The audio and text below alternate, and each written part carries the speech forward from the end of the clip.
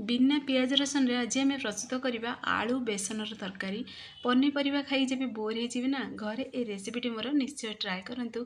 Full video को watch करूँ केमती कौन बनुचे जानीपारे घरे इजिली प्रस्तुत करेंगे। तो चलतु लेट नक रेसिपी प्रस्तुत करवा।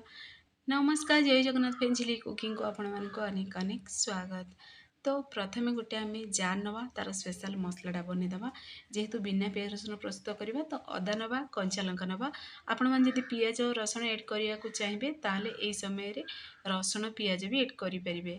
तो पुणी देखूँ ये नहीं टमाटो एड करची। तो ये मुझे दुईटी देसी टमाटो एड करची। आपण मैंने जी तरकारी बनवा को चाहिए से अनुसार ये मसला बटा प्रस्तुत करेंगे। तो ये टमाटो को प्रथम आम धोईदे, धोईकी कटिंग करदे। ये प्रोसेस रे कटिंग करदे। तो कटिंग हो सारा पर आम से किसी गुंड मसला एड करवा। तो गुंड मसला आपण मैंने चाहिए मसला कषा समय भी एड करेंगे, किंतु ये प्रोसेस जब एड करेंगे ताले बटा मसला स्वाद आसो। तो मुझे देखूँ लंका गुंड देती। तो कंचा लंका जेहेतु एड अच्छी आपण मैंने जी राग खाइबे से अनुसार लंका गुंड एड करेंगे। आ गोटे चामच से हलदी गुंड एड कर मु जीरा धनिया सब स्किप करची। आपण मैंने चाहिए एड करेंगे। पुणी धनिया पत्र अल्प टिके एड करची। पुणी अल्प टिके आम से पानी को एड कर दी गोटे आम मिक्सर या फाइन गोटे पेस्ट बन की रेडी करदे। तो देखो ये मसला बटाटी आम रेडी हो सारे। आपको आम भी साइड रखीदे। तो पुणी थे गोटे बाउल नवा से एड करदे जी आपण मैंने बेसन तरकारी बनवा को चाहिए से अनुसार ये बेसन ने। तो ये देखो मुझे हाफ गिना बेसन नहीं आमती कलर सुंदर माने देखिए जमी सुंदर देखा से हलदी गुंड देती हाफ चामच। आउ हाफ चामच से जीरा एड कर जीरा बदल में आपण मैंने जुआणी भी एड करेंगे। जीरा कि जुआणी एड करने द्वारा कौन हम ना आम ये बेसन तरकारी खाइले आम डाइजेशन रे हेल्प कर। तो पुणी दबा आम से स्वाद अनुसार लुण पुणी अल्प टिके लंका गुंड एड करवा। जेहेतु आम लंका बाटी से गुंड भी एड अच्छी। तो देख आपण मैंने चाहिए ये लंका गुंड एड करेंगे ना स्किप भी करेंगे। तो पुणी आउ अल्प टिके आम से एड करवा से सोरिष तेल एड करवा। सोरिष तेल बदल आप रिफाइन तेल भी एड करेंगे। पुणी थे टी आम भलसे मिक्स करदे। जदि आपण मैंने ये पियाज रसुन खाती ताहले आपण मैंने ये पियाज भी छोट छोट पीसेस कटिंग कर एड करेंगे। आउ रसुन अदा रसुन पेस्ट भी एड करेंगे। तो मु केवल ये गुंड मसला ही एड करची। तो आम गोटे देखो कप्रे पानी अल्प टिके नवा से आम अल्प अल्प पानी को ये प्रोसेस छिंचिक एड करवा। एकाथरे पानी एड करें। एड करने द्वारा कौन हम ना पतला हो बेटरटा आम पूरा पूरी सुखा दरकार। तो यही प्रोसेस आपण मैंने थरे बनातु देखिए चिकेन मटन भी आगे फेल लगे। तो ये स्वादिष्ट लगे ये रेसिपीटी। तो पुणी बिना पियाज रसुन रे बनिकी भी बहुत बड़ा टेस्टी लगुला। तो ये देखो ये सुखा ही ताकू भलसे मिक्स कर जमी आपण मैंने रुटी पे अटा डो बनाऊँ से ही प्रोसेस रे बनइबे। तो बनी सारा पर ये डो गोटे। तो ये आम ताकू हाथ साहाଯ୍य ही छोट छोट पूरा पीसेस रे खंड करवा। तो देखो ये प्रोसेस रे पूरा भलसे मिक्स करदे। आ जदि देखिए अधिका जदि माने हाथ को पूरा लगुच चिपकुची ताहले आपण मैंने अल्प टिके तेल ये भी एड करेंगे। तो देखो ये पूरा पूरी सुखा बनी जाइए आमर बैटरटी बा डोटी बनिकी रेडी हो सारी बेसनर।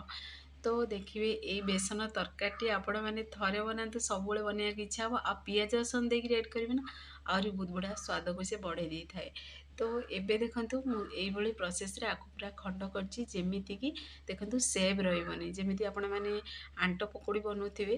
तो से प्रोसेस रे आकु ये खंड करेंगे। तो देखिए माने क्रिप्सी बनिबो आ माने खाया टेस्टी लगे जेमिति कि चिकेन तरकारी खाइला बेले स्वाद आसे बहुत बढ़िया टेस्टी भी लगे। तो यही प्रोसेस रे आपण माने घरे निश्चय ट्राए करंतु। तो ये सबुतक आम बेसन को ये खंड खंड करदे। खंड खंड करी आकु आम भी साइड रखीदे।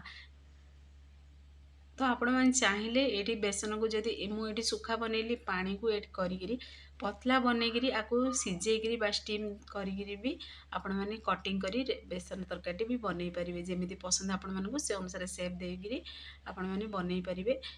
तो सेम प्रोसेस रे आम सबुतक सेप दे सारी आपको आम भी साइड रखीदे। आग प्रणाली आमर प्रस्तुत करवा। जेहेतु आज आम बेसन आलू झोल करवा बा बेसन तरकारी प्रस्तुत करवा। तो मु आलू देकर बनाऊँगी आपण मैंने चाहिए सीझा आलू को बड़ बड़ पीसेस रे खंड करी भी एड करेंगे ना बहुत बढ़िया टेस्टी लगे। किंतु देखो मुझे तीनोटी नहीं कंचा आलू ही नहीं आलूर चोपा को ये बाहर कर देछि। तो एबे आम आलू कटिंग करवा। तो मु छोट छोट पीसेस रे कटिंग करी जेहेतु आम बेसन जी बड़ पीसेस रे आम खंड कर बेसन गुड़ा को से ଏଇଭଳି ହିଁ ପ୍ରୋସେସ୍ରେ ମୁଁ ଛୋଟ ଛୋଟ ପିସେସ୍ରେ ଆଳୁକୁ ବି ଦେଖନ୍ତୁ କଟିଂ କରିଦେଇଛି। ତ ଏଠି ମୁଁ 3ଟି ଆଳୁ ନେଇଛି। ଆପଣମାନେ ଯେତିକି ତରକାରୀ ବନେଇବାକୁ ଚାହିଁବେ ସେ ଅନୁସାରେ ଏଠି ଆଳୁ ନେଇପାରିବେ। ତ ଆଳୁ ଆମର ଏବେ କଟିଂ ଆମେ ଆଳୁକୁ କରିସାରିଲେଣି। ଆକୁ ଟିକେ 2ରୁ 3 ଥର ଟିକେ ଧୋଇଦେବା। ଧୋଇକି ଆକୁ ଆମେ ଏବେ ସାଇଡ଼୍ରେ ରଖିଦେବା। ତ ଏବେ ଚାଲନ୍ତୁ ଆମର ଆଗ ପ୍ରଣାଳୀ ଆମେ ଏବେ ପ୍ରସ୍ତୁତ କରିବା। ତ ଏଠି ଦେଖନ୍ତୁ ଗୋଟେ ମୁଁ କରେଇ ନେଇଛି। ତ କରେଇକୁ ପ୍ରଥମେ ଟିକେ ଗରମ ହେବାକୁ ଦେବା। କରେଇଟି ଗରମ ହେଇସାରିବା ପରେ ଆମେ ସେଇଥିରେ ଏଡ଼୍ କରିଦେବା ସୋରିଷ ତେଲ। ଦେଖିବେ ଏଇ ରେସିପିଟି ଯଦି ସୋରିଷ ତେଲରେ ବନେଇବେ ବହୁତ ବଢ଼ିଆ ଟେଷ୍ଟି ଲାଗେ। ତ ଆପଣମାନେ ଚାହିଁଲେ ଏଠି ରିଫାଇନ୍ ତେଲ ବି ବନେଇ ପାରିବେ।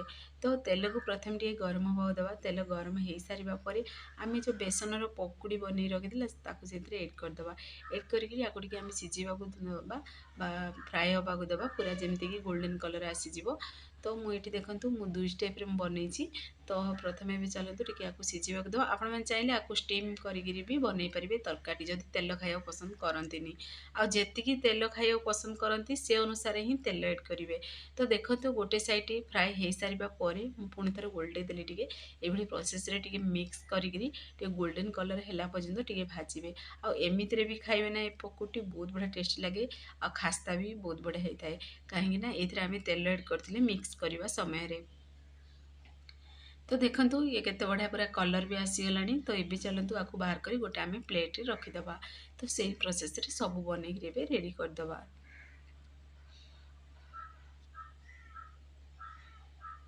ତ ଦେଖନ୍ତୁ କେତେ ସୁନ୍ଦର ବି ଦେଖାଯାଉଛି ଆଉ କେତେ ପୁରା କ୍ରିସ୍ପି ବି ବନିଛି। ତ ଏଇ ତରିକାରେ ଆପଣମାନେ ଘରେ ନିଶ୍ଚୟ ଟ୍ରାଏ କରନ୍ତୁ। ପିଲାଠୁ ବଡ଼ ସମସ୍ତେ ପସନ୍ଦ କରିବେ। ଆଉ ଦେଖିବେ ଛୁଆମାନେ ନା ଆକୁ ମାନେ ଯେମିତି ସେମାନଙ୍କୁ ଦେଖାଯାଉଛି ପୁରା ଚିକେନ୍ର ଦେଖନ୍ତୁ ପୁରା ଷ୍ଟାଇଲ୍ଟା ଆସିଛି ଯେ ଦେଖିବାକୁ ଚିକେନ୍ ପକୋଡ଼ା ଭଳି ଦେଖାଯାଉଛି। ସେମାନେ ବି ଦେଖିବେ ଖାଇବା ପାଇଁ ବହୁତ ପସନ୍ଦ ବି କରିବେ।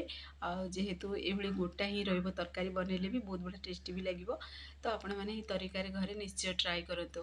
ତ ଦେଖନ୍ତୁ ସେମ୍ ପ୍ରୋସେସ୍ରେ ମୁଁ 2 ଷ୍ଟେପ୍ ଯାକ ବନେଇକି ରେଡ଼ି କରିସାରିଲିଣି। ତାକୁ ଏବେ ସାଇଡ଼୍ରେ ରଖିଦେବା। ଯେହେତୁ ସେ କରେଇରେ ଆଉ ବଳକା ତେଲ ଅଛି ତ ସେଇଥିରେ ଆମେ ଏଡ଼୍ କରିଦେବା ଆଳୁକୁ। ଆଳୁକୁ ଏଡ଼୍ କରି ଆଳୁ ଟିକେ କଲର୍ ଚେଞ୍ଜ ହେଲା ପର୍ଯ୍ୟନ୍ତ ଆଳୁକୁ ପୁଣି ଥରେ ଆମେ ଭାଜିବା ଯେମିତିକି ଆଳୁ ଗୁଡ଼ା ପୁରା ଗୋଲ୍ଡେନ୍ କଲର୍ ହେଇଯିବ ଆଉ ଜଲ୍ଦି ସିଝିଯିବ। ସେଥିପାଇଁ ମୁଁ ଅଳ୍ପ ଟିକେ ସେଥିରେ ଏଡ଼୍ କରିଦେଲି ସ୍ୱାଦ ଅନୁସାରେ ଲୁଣ। ଲୁଣକୁ ଏଡ଼୍ କରି ପୁଣି ଥରେ ଟିକେ ଭଲସେ ଆକୁ ମିକ୍ସ କରି ଟିକେ ସିଝିବାକୁ ଦେବା ଆମେ ଆଳୁକୁ। ଆଳୁର ଟିକେ ଉପରେ ଟିକେ କଲର୍ ହେଲା ପର୍ଯ୍ୟନ୍ତ ଟିକେ ଆମେ ସିଝିବାକୁ ଦେବା ଯେମିତି ହାଲକା ଗୋଲ୍ଡେନ୍ କଲର୍ ଆସିଯିବ। ଯେମିତିକି ଆଳୁଟା ଆମର ଏଇଠି ପୁରା ପାଖାପାଖି 80% ସିଝିଯିବ। ତ ଦେଖନ୍ତୁ ଆଳୁ ସିଝିଲା ଭିତରେ ଏଇଠି ମୁଁ କିଛି ନେଇଛି କାଜୁ ଆଉ ପୋସ୍ତ ନେଇଛି। ଆପଣମାନେ ଚାହିଁଲେ ମଗଜ ବି ଏଡ଼୍ କରିପାରିବେ। ଆଉ ନହେଲେ ଦେଖିବେ ଯଦି କାଜୁ ପୋସ୍ତ ଏଡ଼୍ କରିବାକୁ ଚାହୁଁନାହାନ୍ତି ତାହେଲେ ଆପଣମାନେ ଏଥିରେ ଦହି ବି ଏଡ଼୍ କରିପାରିବେ। ନହେଲେ ଯଦି ପିଆଜ ରସୁଣ ଖାଆନ୍ତି ତାହେଲେ ପିଆଜ ପେଷ୍ଟ ବି ବନେଇ ପାରିବେ। ତ ଏଇଠି ଯେହେତୁ ମୁଁ ବିନା ପିଆଜ ରସୁଣରେ ବନେଇଛି ତ ମୁଁ ସେଥିପାଇଁ କାଜୁ ପୋସ୍ତକୁ ମିକ୍ସରରେ ଗ୍ରାଇଣ୍ଡିଙ୍ଗ କରି ଗୋଟେ ମୁଁ ପେଷ୍ଟ ବନେଇକି ରେଡ଼ି କରିଦେଇଛି। ତ ତାକୁ ଆମେ ସାଇଡ଼୍ରେ ବି ରଖିଦେବା। ତ ଦେଖନ୍ତୁ ଆଳୁ ବି ଆମର ଏଠି ପରଫେକ୍ଟଲି ଫ୍ରାଏ ହେଇସାରିଲାଣି। ତ ଆକୁ ଆମେ ପ୍ଲେଟ୍ରେ ବାହାର କରି ପୁଣି ଥରେ ସାଇଡ଼୍ରେ ରଖିଦେବା। ତ ଦେଖନ୍ତୁ ମୁଁ ଆଉ ବିଲକୁଲ ତେଲ ଏଡ଼୍ କରିନି ଯେହେତୁ ସେଥିରେ ତେଲ ଅଛି କରେଇରେ।